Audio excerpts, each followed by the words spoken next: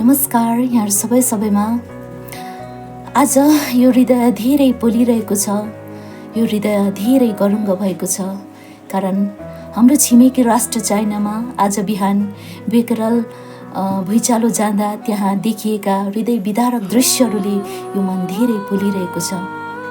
उक्त विपत्तिमा, उक्त प्रकृति प्रकोपमा परि त्यहाँ धेरैजनाले अकालमा ज्यान गुमाउनु परेको छ र जतिजनाले यस विपत्तिमा परि ज्यान गुमाउनु भयो उहाँहरू सबैको आत्माले ईश्वरको राज्यमा चिर शान्ति प्राप्त गर्न सकोस् भनिकन ईश्वरप्रति प्रार्थना गर्छु, साथै हार्दिक संवेदना जनाउँदछु।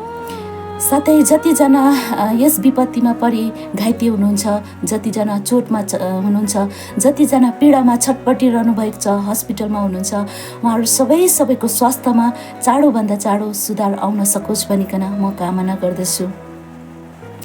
र जुन खालको दुःख आज हाम्रो छिमेकी राष्ट्रलाई परेको छ, त्यो दुःखले हामी सबैजना दुखित छौँ, हामी सबैजनाको हृदय रोएको छ।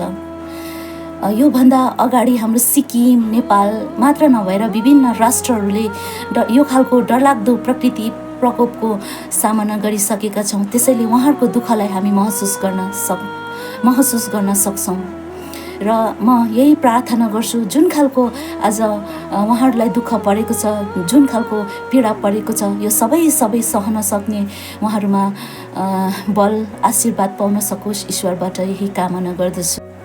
र अन्तमा यहाँ सबैलाई यही भन्न चाहन्छु, सबैजना सुरक्षित रहनुहोला, सुरक्षा अपनाएर रहनुहोला भन्दै मेरो भिडियोलाई अन्त गर्न चाहन्छु। Thank you.